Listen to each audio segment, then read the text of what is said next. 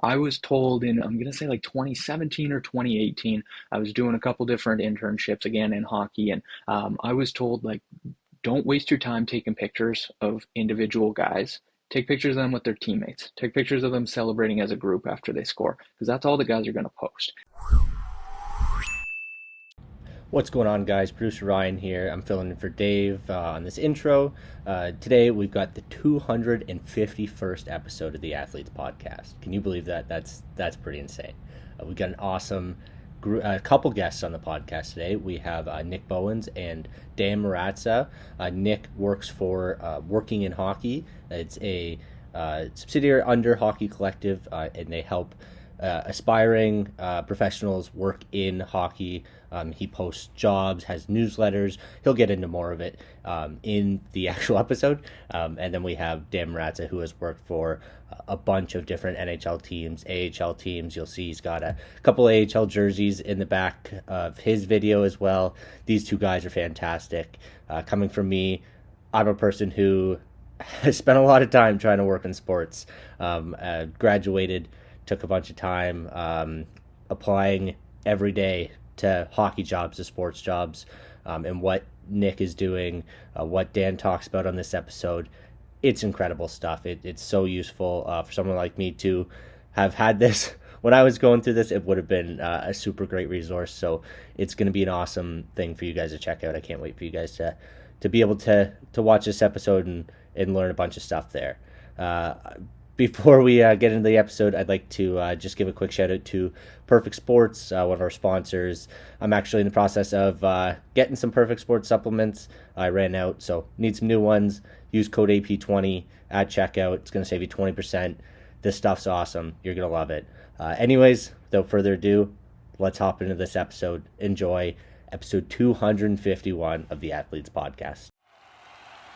You are the most decorated racquetball player in U.S. history. World's strongest man. From childhood passion to professional athlete. 8-time Ironman champion. So what was it like making your debut in the NHL? What is your biggest piece of advice for the next generation of athletes? From underdogs to national champions. This is the Athletes Podcast, where high-performance individuals share their triumphs, defeats, and life lessons to educate, entertain, and inspire the next generation of athletes. Here we go. This is going to be the Athletes Podcast, episode 250-something, featuring Nick Bowins and Dan Marrazza, specifically talking about social media sports, working in social media in sports. Maybe that's what we'll title it, gents. Thanks for coming on the show. Excited to chat. Sure, a slightly more unique aspect of the world of athletics, specifically when it comes to social media. Everyone knows who's consuming content on a daily basis that it is the world that we live in. You two are experts in the field, working with the NHL, their own personal brands, business brands. Gents, I am honored to have you both here today. Excited to chop it up. Nick, why don't we start with you? Give us a little backstory on who you are, why we got you on the show today, and where you will be in 10 years, because, dude, you're a legend in the sport already. I appreciate that, David. Happy to be here with you both. And I feel a little left out of the Jersey game. We got the Checkers, the Phantoms. We got a beautiful Team Canada over there. I feel like my should have done a little bit more of a setup here, but no, I'm happy to chat here. Big fan of social media, big fan of hockey. Combine the two. That's kind of been my passion projects over the last number of years here. I tread loosely with the expert term, but I appreciate you dropping that one on me. I am the co-owner of Hockey Collective. We're one of the biggest hockey media outlets online today. We've got about 415,000 followers on Instagram as our main platform. Run that with my buddy Patrick Sheba. I recently started a brand called Working in Hockey, where I share hockey jobs online through a newsletter, through social media, really just trying to showcase and educate people on roles and stuff that they may not find elsewhere. I've worked for OHL teams. I've worked for hockey product companies that we all know and love.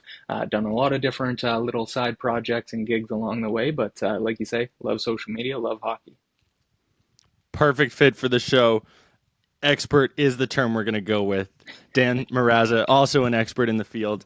Why don't we slide it to you? I don't know if I'm the expert either, but I'll do my best. So I'm Dan Marrazza. I was most recently the lead digital strategist for the Arizona Coyotes prior to the team's departure, where I joined the club in February, and I hold the interesting distinction. I was the final hire in the history of the Arizona Coyotes But back in 2016, I was the first hire in the history of the Vegas Golden Knights as the director of digital and social. So I bookended a couple of franchises, in addition to a couple hockey teams in the desert there. Been on the journalism and the social side, where either as an intern or a grad assistant, a couple of my former employers on the wall behind me in the Phantoms and the Checkers and the AHL, and also the Tampa Bay Lightning in that capacity. As a journalist, I freelance for Sports Illustrated and ESPN and the New York Times and the Hockey News at one point as well, and kind of wore those hats. And as the industry has grown, because back when I started, social media wasn't even a thing yet. It just became the thing that when I graduated college, Ithaca College in 2009, it was right as teams and companies started to get on social. So as the industry's evolved in that way, I've kind of evolved in that way too, from being a communications guru to, as David would say, a social media expert. But the jury is still out on that one. You guys are way too humble. This is part of my job. As I come on, I pump the tires during the podcast because, frankly, this is something that everyone should be talking about in some way, shape, or form. Before we started recording, we were talking about the fact that hockey players specifically are not taking advantage of this, whether that's societal norms, whether that's general managers or management maybe not letting guys do their thing as much as possible. We're seeing it in the PWHL more than ever. We see it in other leagues, in other sports. Can we get a sense from the two of you as to how social media should be used as an athlete, given that we're on the Athletes podcast here and we're here to educate, entertain, and inspire the next generation? We need to know how these athletes can also potentially build a brand for themselves, make some additional capital, spread awareness about philanthropic efforts that they're doing, maybe charitable societies that they're close to their heart. Where do you two see this social media world being for sports, for athletes? Maybe specifically we'll talk hockey because that's both your backgrounds, because they're the ones that have the biggest opportunity probably, right? Yeah, no, very well said. I think there's endless opportunity on social media for athletes in particular.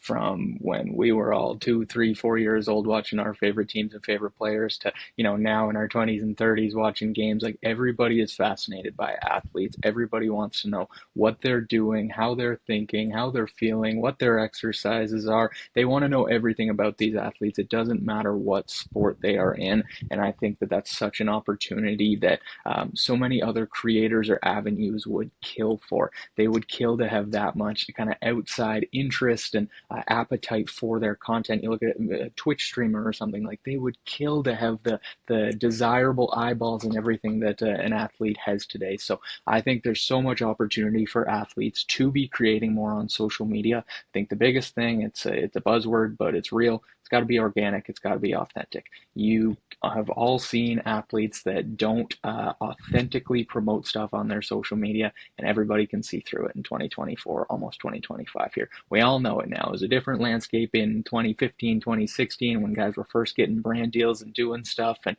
I think there's just been a big shift to more organic, more authentic approaches, and players, they're able to do that today. They can showcase their lives. They can showcase what it's like when they fly into a different city to play a road game. They can showcase their workouts or their health routines or whatever it may be. There's such an appetite for these athletes to showcase what they are doing off the ice or off the field, and I think that we're really just getting to the start of it, Dan. I think following off that, I think one of the things that's interesting is that every athlete always probably hears their whole lives that careers can be short sometimes, that you have a long life after hockey. And I think one of the things, this clicked to me the other night where I'm watching TNT and you have Paul Bissonnette, Wayne Gretzky, and Henrik Lundqvist. And no disrespect to Biz, but I'm like, where's the misfit in this trio? He would probably be the first one to say that himself. Mm-hmm. And realized is that he would probably not be in the top whatever amount of players, is that yet he's on the stage with two of the iconic figures, including the most iconic figure in the history of the league. And all of that brand building started when he was building his social media presence back when he played. And that took off to the point where he has a very lucrative probably a more lucrative post-career earnings than he did during his career, which I found interesting. And I find it interesting because there's so many ways that social media provides an infinite platform. That in the old days it was TV and there were a couple networks, and if you didn't get one of the brand deals for one of the couple commercials, you were kind of locked out of the sponsor game. But now there's kind of unlimited platforms, and there's so many ways you could go about it. Where I think sometimes in hockey, which certainly has a more conservative culture than the NFL or the NBA, that you use the Bissonnette example, and you see a bunch of people kind of tighten up a little bit, saying we can't go and do that. But you could look at somebody like Kevin Weeks also, who's made a name for himself not only on breaking news, which is not the first one to break news, but doing his unique videos from the locations that he does it on. And I think I remember watching during the free agent frenzy, I think last year, might have been the year before, the years kind of blend sometimes, is that he actually was drawing more video views on his social platforms than TSN was drawing on TV to watch it. And I think that is something that's really interesting, that shows what the power of that is and where that could be. And whether that's showcasing your personality, I think we've seen that being genuine is important. But that could be like Biz, that you go a little more the Chicklets route. You can go the Kevin Weeks route of being a little bit more breaking news and providing value in that way. Or it could be something else that somebody hasn't even thought of, that we've seen, that as many athletes try to figure out what they're going to do after their playing careers, the brands that they could build when they have the platform in their playing careers can lead to such opportunities. And not to ramble on all the pitches for these guys, but it's even, you see a lot of pro wrestlers have their own podcasts. I feel like almost every former pro wrestler, whether it's The Undertaker or Stone Cold Steve Austin or Mick Foley, have their podcasts, is that it opens the door for even things like that, of telling stories and things like that. So it really opens a lot of opportunities, not only to generate fans, but also to generate an income. To generate an income post playing career, that rather than going back to school and finding a new profession, that you could stick around hockey if you want. You don't need to wait for an ESPN or a TSN to call you, that you could become an analyst that monetizes in your own right. So I think seeing that and understanding that, but also for many people in the sport to understand that you don't have to be Biz to do this, that there's other ways to do this, that you could be a nice, safe version of authentic, but you could still drive a lot of value. I think that's one of the things that I find so interesting about where social media could still grow in hockey. I love that point. Biz, Lundqvist, and Gretzky, maybe not three ideal people that you'd think of to be running a panel, but to your point, it's because Biz did do that for a decade prior, and he's built that, and there's a demand, and I bet you he'd pull more than TNT would if he was live streaming, right? And shout out to Kevin Weeks, fellow attendee, love that, good on him. I think about people like Jared McCain right now in the NBA, who is absolutely dominating not only the sport before he got injured, but also on social media. With TikTok, he's been doing that for years, and he's crushing. Like, hundreds of thousands, if not millions of followers at this point. A rookie, doesn't give a damn that his nails are painted. He's still going to drop 30 on you, and he's still going to do a TikTok dance afterwards to celebrate. Why is it that the NBA has allowed this to occur, yet the NHL is behind in this, for instance? Is there discrepancy between each league based on management, who's involved, ownership? I'm curious to get your guys' thoughts, and why Jared, for instance, is seeing such success, even a Max Homa in golf world, right? Yeah, 100%. I mean, I think at the end of the day, what they're doing is different than what anybody else has done.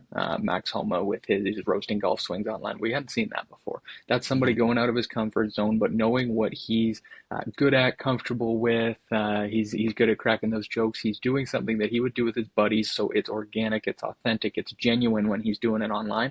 People eat it up because it's the first time they've ever seen that, right?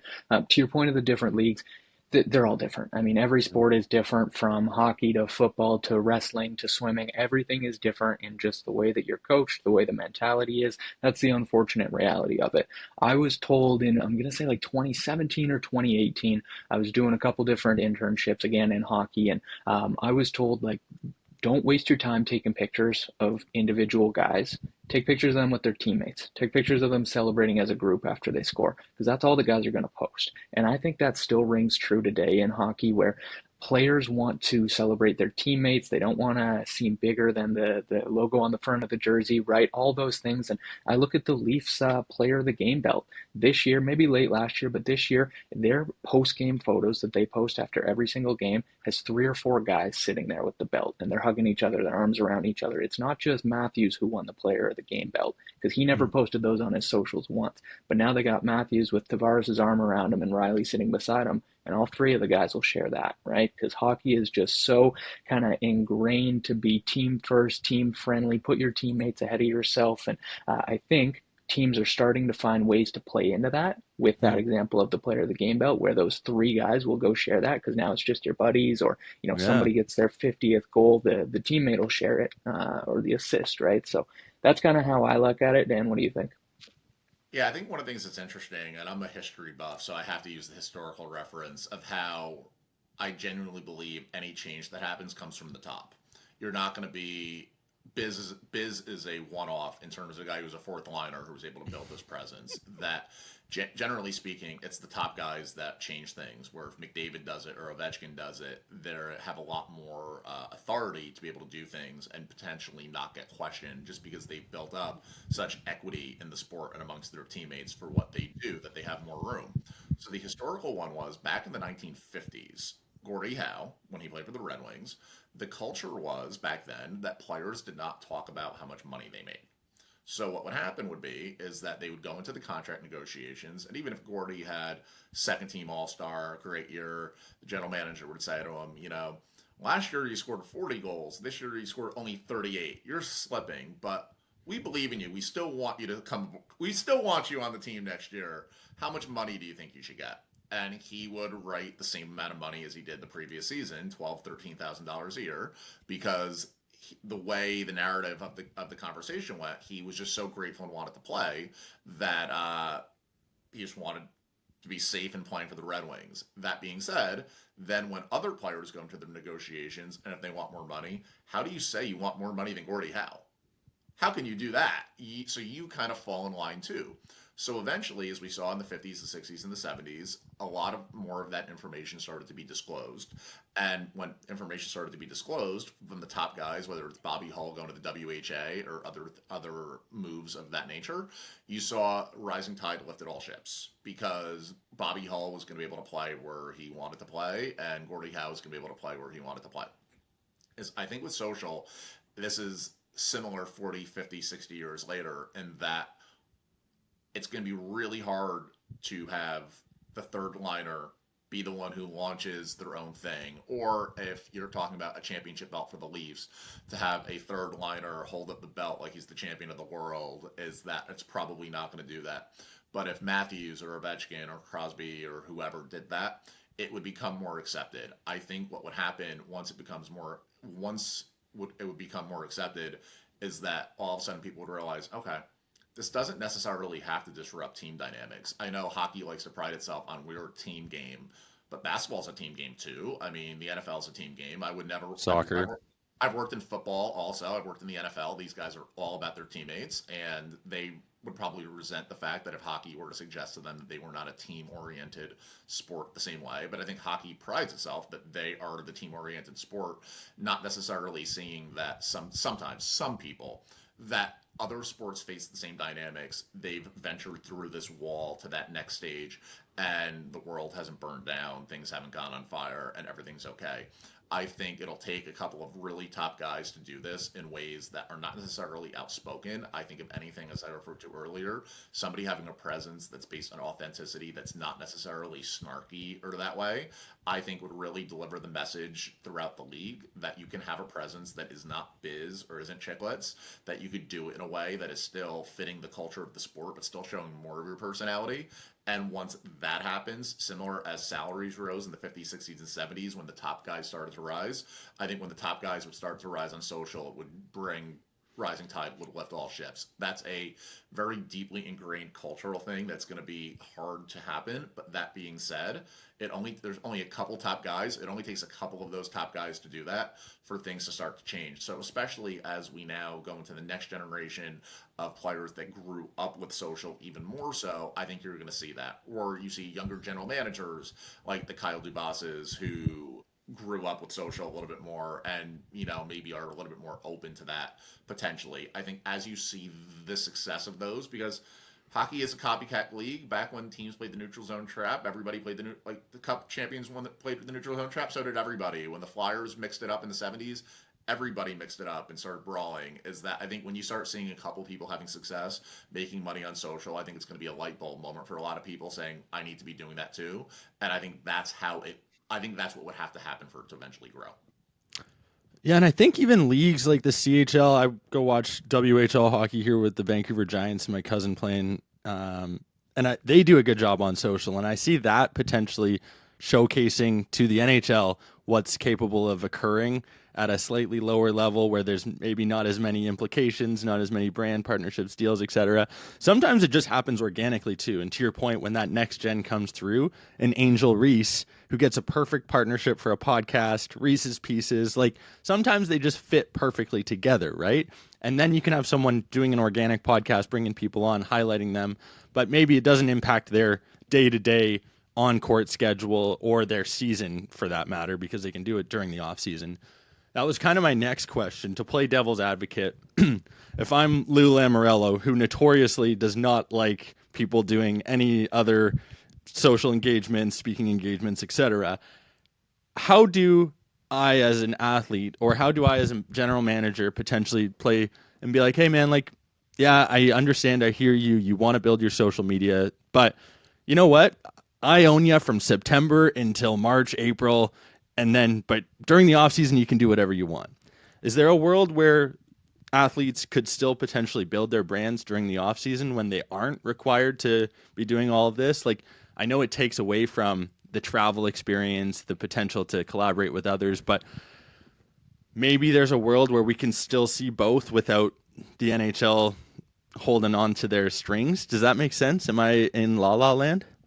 No, I think that definitely makes sense. And honestly, I think I've been down that path a little bit in the past. One of my first gigs in hockey was with gentleman JT Barnett, who I'm sure both of you know on social media is one Friend of of the the show. best He's been followers on. out there. Yep. Yep, Yep. I don't doubt it, but one of the best guys out there to follow with social media tips, and played some pro hockey, played in major junior. His dad's been heavily involved with the game for forever. We started a brand together in COVID called Triple Deke, and we were doing behind the scenes, day in the life type videos of the upcoming prospects, guys who are 15, 16, 17 at the time, to try to get that wave of players, show them, kind of how they were living, how they were training during COVID. So to your point of doing it in the off season, we had Bedard, we had Matty Beniers, we had Matthew Nyes, we had the Hudsons, we had everybody when they were 15, 16, they were comfortable getting on camera, working with JT and I, filming their workout routines during COVID at home. To your point of like doing it with teammates and stuff, you might be with more buddies in the summer than you are Mm-hmm. during the season, right? So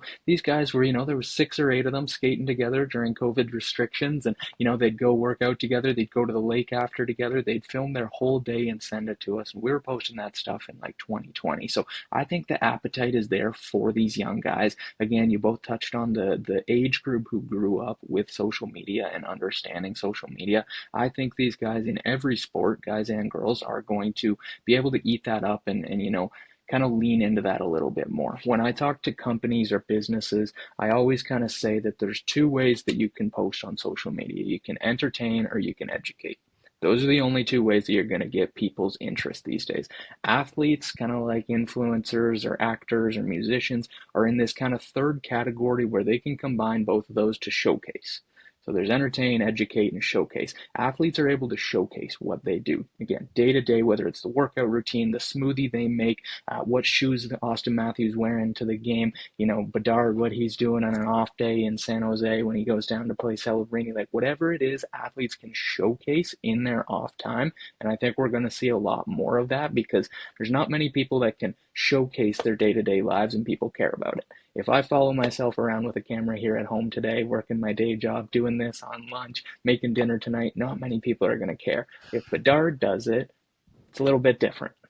It's crazy to me that you say that though, Nick, because there is an appetite for even someone like yourself. Like There is. I There know is. I know Connor Bedard's probably going to get more views than you, but social media has a world for everyone to live in, whether it's the Yeah. fourth line grinder, whether it's the first line center. Dan, you've probably seen that from the inside. results, stats. Can you speak to, like, for instance, when you see a Clayton Keller come through, or when you see high profile athletes, they might get an uptick, but you're also going to see results from a Biz or from a Connor Ingram or from insert any other athlete, because there's fans of those individuals as well. Maybe they're not the superstar, but they still have people interested in who they are. Sure. I think for me, the biggest example of that was when I was at the Vegas Golden Knights, because at the very beginning, we were getting players from every other roster in the league. Right. And I know certainly as we would be going through our analytics, you would see big uptick in Western Pennsylvania and wonder why. Maybe we got a goalie from that once played there or something of that sort that people wanted to continue to follow along with. But I think the thing that I've learned and I've seen from the inside of things is that I think we all are in agreement that hockey players that are in hockey teams, their first priority is winning. And right now they look at social. Can it be done not at the expense of team and winning? Not maybe looking at it, can it be something that helps create winning and gives us a competitive advantage? What I mean by that is that I know with the Vegas Golden Knights, when we launched our social, we came out firing. We were leading the league in engagement before we played a game. And if you take the follower growth we have, if you take the social value of the posts we have, meaning that you could use analytic platforms to provide, well, what does one follower mean for a team in terms of dollars and cents? I know for us, in the first 2 years that I was there, meaning the build up and then during the first season, the value of that was $35 to $40 million. As I know that when it came to the social value of the posts, meaning engagement and eyeballs and things like that, it was well over $100 million. So if you take the value of the follower growth plus the value of that, plus that contributes to also bring in sponsors, which bring actual money in and not what some teams would call theoretical money. It Mm-hmm. brings actual dollars in. And that doesn't even necessarily include how it got people into the building, in a brand new market. Is that I think we would all agree that one of the things that's allowed the Vegas Golden Knights to be successful on the ice is that they have one of the loudest, most raucous environments in the league. And certainly the team's on ice success has been a leading cause of that. But that being said, we also came out of the gates with a lot of that stuff as too. So the thing is, if you look at a player that you're trying to sign and you're trying to tell them why they should come there, you sell them on the atmosphere. You could play in this atmosphere every game, and this is when we have success. This is what it looks like, and this is what you can do. All of a sudden now, you are becoming a destination based on the quality of your content. The same way we see a lot of collegiate teams, especially in football and basketball in the U.S., that their content teams are very heavily on recruiting. You also have the impact of more money in the pockets of the team equals more money that could hypothetically be spent on players. So just from an X's and O's standpoint, is that it's always been cable deals in the past, but obviously cable's kind of going by the wayside now with streaming and things like that. But what are those pieces of the pie that make up a team's finances? And I strongly believe a lot of it is through content, not only content and digital and social, but also streaming, things of that nature. That if you're able to say to an older general manager that I know you don't love social, but it's going to allow you to sign one more defenseman if we do this. All of a Worth sudden, it. you're now saying, okay, maybe not so bad. It's like the meme of the girl turning her face, and then it's like, oh, like it changes a little bit. Is that I think one of the things though that the perception that needs to go into this is, and this is on us who work in social, it's not on them to learn, it's on us to educate them on what this is. Not just that this got 100 retweets and this is why this is why this is good for this team, but this delivered $100 million in value or 25 or whatever number it is that when they start and you can now use this to invest, they now start saying, well, what do you need from us? How can we compromise on this? How do we not compromise the integrity of the team dynamic and still do this to get that advantage? I think once people start to understand that, and that social is not necessarily just bunch of kids playing on the phone, which I know growing up in the industry is definitely the perception that some hockey people have of social, that it's not necessarily as respected as being a broadcaster or being a journalist, is that, however, I would argue that social has the ability to drive a lot more revenue than an individual broadcaster does or a journalist does. And I think it's on us to establish that and prove that to whether it's teams if you're on the team side, or players if you're on the athlete marketing side or agency side, of really proving it that way, to really advocate and show that this is a competitive advantage on the ice, not just something done for vanity off the ice. I think that would be a really big step that would play into the values that hockey already does have and kind of speak their language a little bit more. So I'm just going to clip that, send it to 120 GMs of the Big Four, and then I think you, myself, Nick, will all be employed shortly afterwards. I think the combination of the Vegas flu as well as the social media probably was a good combo for the hometown team there. I know that was definitely something that those first couple of years teams had to get adjusted to. But it's so true, Dan. Like, those numbers there are mind-boggling for anyone who has no reference to what social media can bring in from a brand perspective to your organization. And to your point, being able to sign a defenseman might lead to your team making the playoffs, which means hundreds of thousands, if not millions more dollars. More money, and it just keeps cycling, keeps perpetuating it. And it's a crazy cycle that if you let it run and go its course, it's probably going to lead to crazy results. I was going through before we started recording, and something like 4, 5, 6 of the top 10 athletes are in soccer specifically. Again, team sport, maybe a bit more individualized, but this world that we live in now, brands should be taking athletes and saying, hey, this is what we can do with you. Example here with the Athletes podcast, for instance, even working with MLSE last year, we sold, 50-ish tickets from one podcast to a Toronto Argos game. Toronto Argos, 30% discount, nothing crazy, but you get a Toronto Argonaut on the show. You highlight what they're doing within the community, and then that leads to, hey, maybe I want to go watch that athlete play next week. And crazy, it didn't cost MLSE a cent to have Benoit on the show, but it led to 50 plus tickets being sold. Why can't we replicate that across every organization within North America and frankly across the world for that matter? Why aren't organizations open to this, Dan? You've seen it from the inside. Do brands need to be bringing these opportunities to them? What's the best way for this to occur? And then Nick, I'll go to you after because I know you've got it from the brand side. Yeah, I mean, I think that could be that one question could be a podcast almost in itself. I think one of the things that happens though, and this is not unique to working in hockey or working in sports or working in anything, is that every business that I've ever either consulted for, when I do that too, they always want to say, well, we're doing things this way because this is how they've always been done, or we can't keep just doing it because this is the way things been done. And what you'll see with that is that, and it becomes that cycle where everything's connected, is without more revenue coming in, you're not having an investment in more people on your team, on the social side, on the content side. Without people that are there, you're not able to pay higher salaries for people like that, meaning you're not attracting the same talent. Is that when you get higher talent and you get bigger teams, that's when you have the ability to turn this into things that are showing that hard money and showing what that is. Where I think a lot of people, and this is not a shot at anybody, are just doing the best they can with the tools that they have. And sometimes that just means you're paddling just to stay afloat rather than really making progress. I think that is one of the dynamics that could be challenging. But until it's almost like it's the chicken and the egg. But until you start driving the revenue, you don't necessarily have the impetus from the clubs to say, we're going to invest in this, because they don't necessarily see the degree of what the value is. And it just comes round and round and round. I think the thing that would have to happen for that to happen in general, and this is the same as a hockey team gets better when they get better talent on their team and more talent on their team. I think the higher priced talent that you could attract on the business side, I think and not even higher price, but just high impact people, I think that will be the people that will help elevate things, because I firmly look at it that it's on the content teams and the communications teams and the marketing teams to explain this. It's not on the general manager's job to necessarily, or the owner's job to necessarily understand it automatically.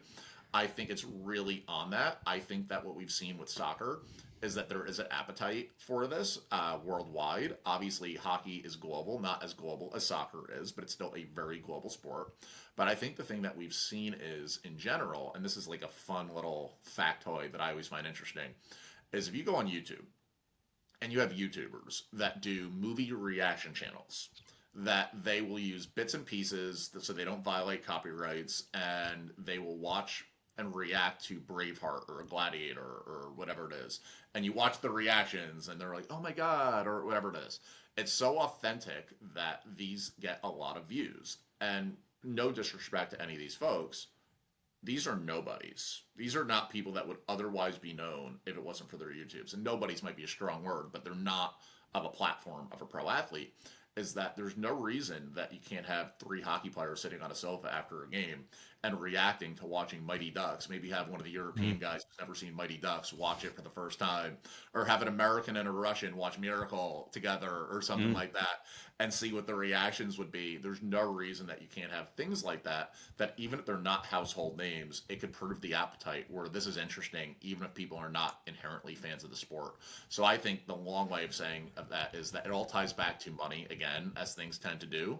But I think that it's the chicken and the egg, that once a company starts investing or seeing the need to invest, and they start getting proof on it and proof of concept, you'll start seeing more success, which is going to branch out to more things, which is going to branch out in more ways, and then it's going to lead to more clubs copying them, and it's going to be a cycle that way. So based on what you just said there, the numbers you had said 10 minutes prior, 40 million, 100 million generated for the Vegas Golden Knights. Nick, you've built working in hockey right now. You see the salaries. In working in sport, you're not making hundreds of thousands of dollars typically as a social media manager or one of the coordinators. What's stopping a team from hiring 3, 4, 5, 6 social media coordinators and crushing every other NHL team, for instance? Like, because Nick, you know there's availability out there. Do you think it would work?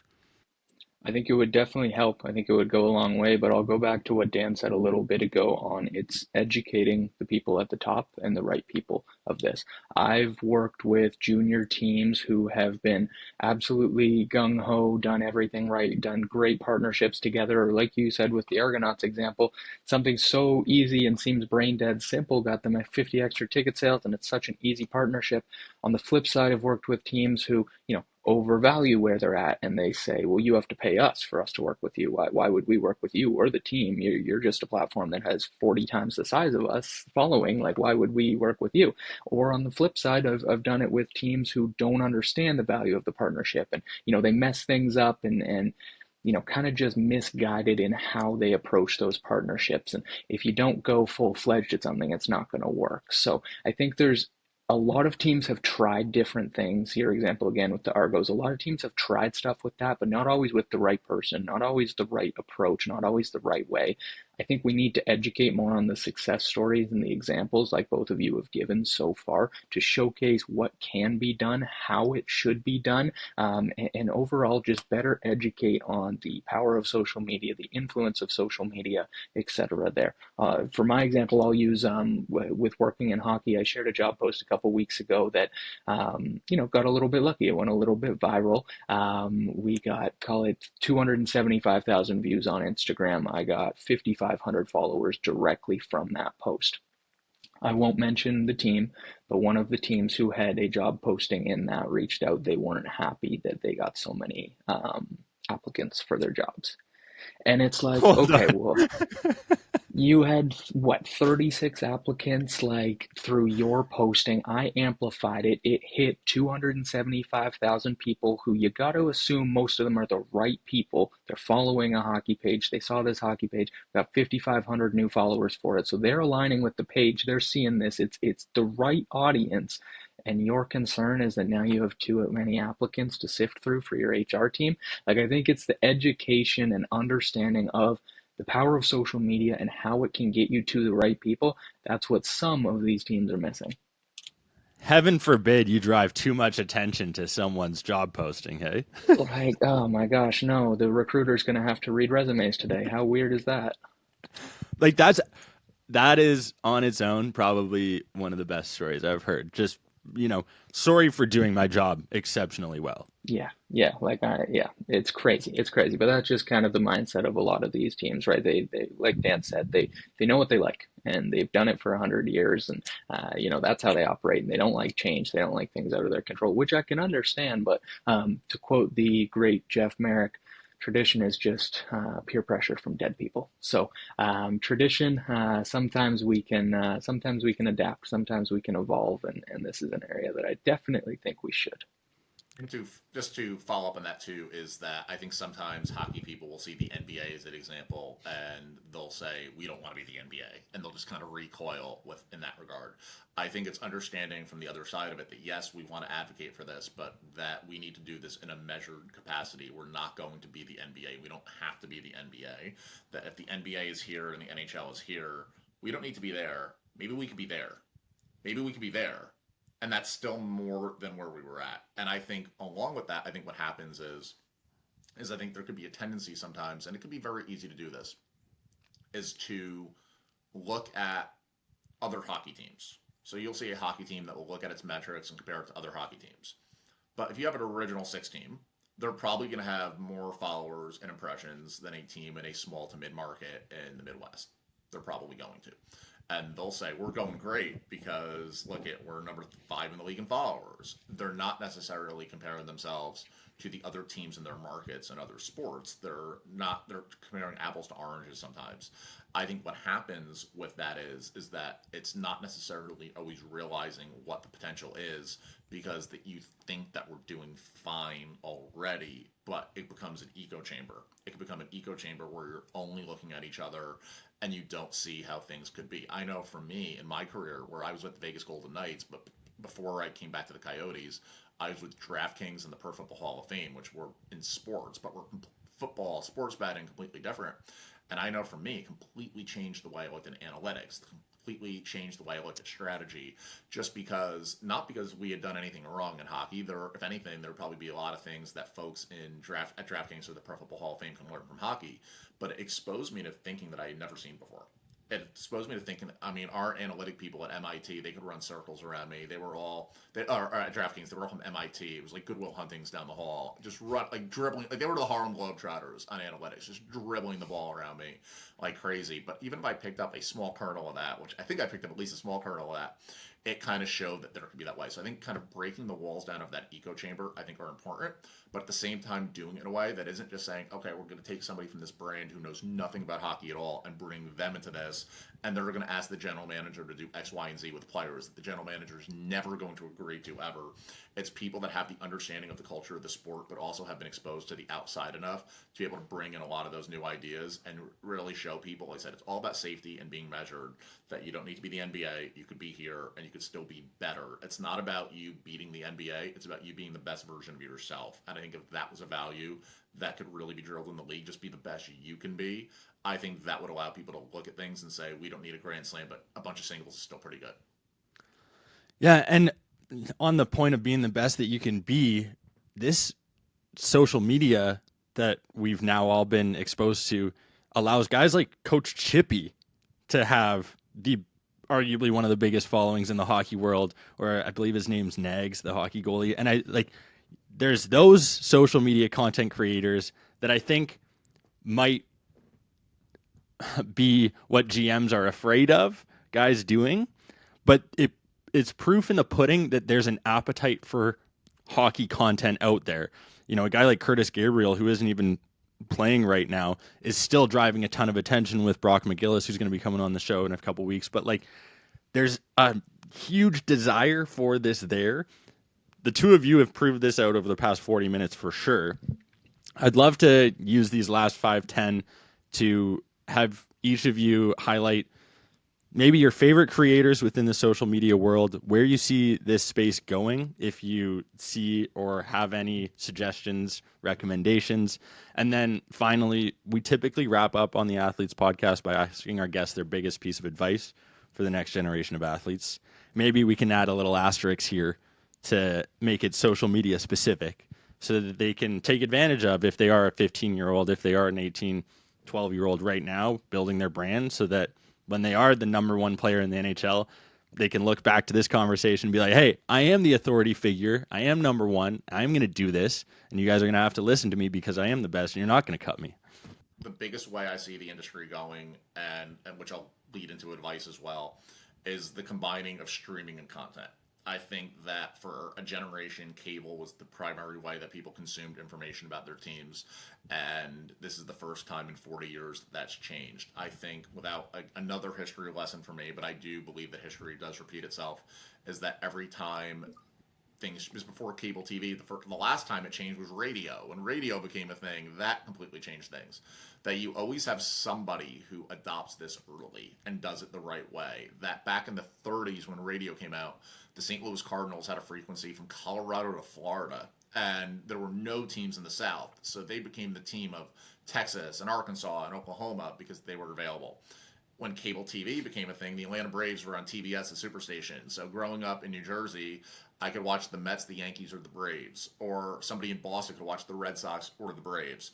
Is that now we have that change again to streaming. And when streaming is a thing, yes, it's on TV, but it's also so much more mixed to being online and related to content, and not only watching a game for 2.5 hours, but getting snippets and getting little pieces and getting clips that are broken down.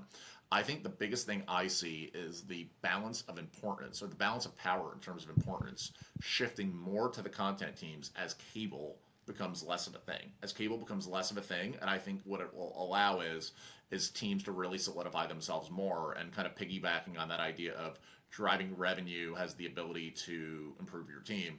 Once you start including what used to be your cable TV deal now being a streaming deal, whether with your own platform or with a Netflix or Disney Plus or an Amazon or whoever, you're not talking big league money you're talking now. And I think that is one of the biggest things that I think we're going to see over the next 10 years. I think looking back, that will be the story of the 2020s. That when we look back on the 2020s, I think my advice for the 15-year-olds is that you've probably been told to be careful, and it's true, but there is what I would say is be intentional with what you do. That doesn't mean that you can't go on social and make a comment about a TV show or whatever the case may be. It doesn't necessarily mean you need to hire a social team to create content for you. But starting to understand, as you understand what you are as a person, which is part of growing up at the age that you're understanding your values and what they are and what you want to represent. And really learning that that's what you want to represent online, and it doesn't necessarily have to be every thought that comes to your mind has to go on social. It's fine to keep things in a text message conversation with friends, and not only in terms of not wanting to step in hot water or something of that nature, but also just in terms of intentionally building your presence so people know what you stand for, as opposed to just a bunch of disjointed thoughts. Is that I think knowing that you can keep some things online and some things offline, and understanding who you are as a person, being self-aware, I think will allow you to find that voice that you want to be. And it doesn't have to be the Biz. It doesn't have to be the Lundqvist. It doesn't have to be the Brad Marchand. It could be whoever you are. And I think the same way I think back at being that age, that's when I was learning what my values were. As you learn your values, is try to have that reflect in your social, if you are on social, because that's how people will get to know you. And when people get to know you, that's what will attract the right sponsors, the right fan base, the right nature, and that genuine nature. So I would say be intentional in that regard, but also have fun while doing it. Bang on. I love it. Dude, thank you first off for being so detailed in your answers too. I love the history lessons. Those are legit. Nick, Oh, I'm such a history nerd. I worked for the Pro Football Hall of Fame. I could basically be a tour guide there. History is kind of my thing. dude, we need that. We need that. We're in such a consume at all costs world, and everyone's just doom scrolling. There's legs to being able to listen to what's Can I happened in the give you the past. most random historical hockey note possible? Let's do it. Oh, I love this. So Sidney Crosby, when they won the Cup in 2009, the announcement is he's the youngest captain ever to win the Stanley Cup. It's actually not true. The captain of the 1896 Montreal Victorias was a couple months younger. His name was Mike Grant. He was a blacksmith on the side, and he had a mustache like a steamboat salesman, like a steamboat like sailor. Is that so? The fun trivia though to relate that to more modern times is so Mike Grant, who's in the Hockey Hall of Fame by the way, was the youngest captain to win the Stanley Cup in 1896. He was born in like the 1870s. Is that his son was a baseball executive and actually won the World Series in 1969 with the Miracle Mets and putting the team together. So, fun little trivia is that by being a nerdy history guy, I learned that, believe it or not, a blacksmith talk about hockey players that come from all walks of life. The youngest captain to ever win the Stanley Cup was a blacksmith in the offseason.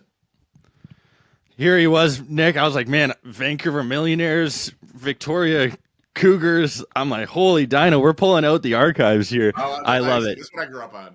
I love it. This is so hype. Yo, Nick, what do you got, man? I know you've got some knowledge here that you're going to drop here.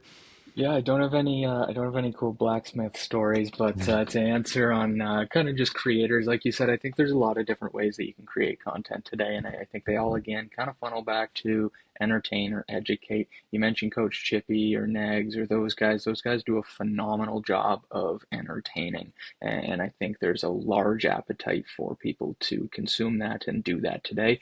I think of people like Kevin Weeks, who we mentioned, or my buddy Johnny Lazarus, who they cover the game a little bit more. So it's more on the educator and form side of things, but they still have fun with it, right? They still entertain, they still keep it loose. There's a lot of different ways to make content today. There's no one right or wrong way to do it. I think that would be a good message to people. Is, you don't have to follow somebody else's blueprint. But with that being said, we all consume content. I always say that you have to analyze content to be able to create content. If you want to start a newsletter, you better damn well be reading other newsletters for 3 to 6 months before that to know what other people are doing, to pick up on what they're doing well, what they're doing wrong. If you're starting out a job with the Pro Football Hall of Fame, check out the Hockey Hall of Fame. Check out the Baseball Hall of Fame. Like, check out what other people are doing, what other content is in that space. We all consume content. We all think we know what good content is, or, oh, I want to be like that guy. I want to post on LinkedIn like Dan does. I want to start a podcast like David does. We all see that stuff. We consume it, but you have to really analyze it to understand it before you start creating it. Otherwise, you can look like just a talking head, and that's what athletes don't want to become, right? That's what the teams don't want their guys or girls to become today. So if you consume content, analyze it before creating it. Love that. Yo, I think of even a third person that's breaking down, educating at the same time, who I wouldn't have guessed 10 years ago would start doing that, is Sean Avery. Yeah, yeah, exactly. And it's kind of in that middle again of entertaining and educating, right? Right. Like he's having fun with it. People like listening to him. He's maybe a bit of hothead, temperamental, which makes it a little entertaining. He Hmm. went from yelling at people in the bike lane to breaking down game film. So there's a million and one ways to make content. There's no right or wrong way to do it, but you got to understand how and why others are doing it before you can just hop on and be successful at it. One of the things, even echoing Sean Avery, I find interesting. So, 10 years ago, I actually interviewed him for ESPN.com. I actually ended up on his living room sofa and we discussed a variety of topics. And one of the things that I was struck by, he's a really smart guy. Is he's a really smart guy and he's a very thoughtful guy in a lot of what he does. I think there's obviously the element that when he played, he was an agitator and that was his job, and he would do some of these things, I think, sometimes for effect. And that certainly that bluntness is going to always be part of his brand. It's going to follow him forever. But in terms of just being a thoughtful person, the story he told me that I like that impacted him, and it's like you always ask people, well, what developed you and what impacted you? So the story he told was in training camp in 2001 with the Red Wings is the morning of 9/11. He was on the ice and he knew something had happened because he saw people like scurrying around, but he didn't really know what it was. So he looked at this as an opportunity he didn't know what was going on, but he knew that people were rattled and that might be an opportunity for him to establish himself. So he dropped the gloves with Darren McCarty and picked the fight with him. Not realizing that one of Darren McCarty's friends was a New York firefighter as this was happening. And he said afterwards, when he found out, he felt like, not right away, but then when he moved to New York, he felt horrible about it because he started to understand the impact of 9/11 and some of those things. And he kind of understood that other perspective. And he said that that was something that he always kept in mind in terms of not knowing what other people were going through, that he was on the ice, didn't even know that 9/11 happened. Apparently Darren McCarty did. He could have never imagined that the guy who might be struggling on the other side had a friend that was a firefighter in the middle of 9/11, or what 9/11 could even be, that he could have never even imagined that. So just the fact that he was able to reflect on that, I think showed a lot of thoughtfulness. I think the potential is there for him to grow. But that being said, he needs to maybe avoid some of the missteps that he had on the microphone maybe during his career. A phenomenal book if you guys get time to check it out. Offside, I think it's called, by Sean Avery. Great book. Love it. Boys, this has been fun. I knew this was going to be different than conversations we'd had in the past over the past 5 years, but so much value in these 52 minutes so far. Can't thank each of you enough for coming on the show, sharing a bit about who you are. I would also like to give you guys a moment to plug again where each of you can be found online. Nick, hundreds of thousands of impressions on every social platform you seem to touch, no big deal. Dan's LinkedIn influencer, basically bookending every organization in the hockey world, seems like nowadays. Where can we find you guys on socials? Yeah, no, thanks again for having me on, David. This was a blast and great to chat more. Dan here as well. Like I say, Hockey Collective, Instagram's our biggest platform, TikTok, Twitter, all that fun jazz as well. Working in hockey, I started about 8 months ago, continue to grow that. So if you're interested in working in the sport of hockey, be sure to check it out. We've got podcasts like this. We've got socials with, about 16, 17,000 on Instagram, 7 or 8,000 on LinkedIn here. And the newsletter is my baby. Every week for free on Mondays, I send every open job in the hockey industry. So if you guys are interested in working in the hockey industry, check out that newsletter. It's totally free and saves you hours of doom scrolling looking for jobs on Indeed, LinkedIn, or otherwise. I would say for me, I'm on most social platforms and I'm pretty responsive. I think career wise, LinkedIn would be the place to go that you guys mentioned, where I share a lot of anecdotes from my career and I hope some semi entertaining stories. Sometimes, you don't hit on all of them. As I would say, LinkedIn, I would say I'm also on Twitter, that I try to keep industry related. You can get me on Instagram too, but you're not going to get much hockey on there. You're going to mostly get, one of my hobbies is, we mentioned the history stuff.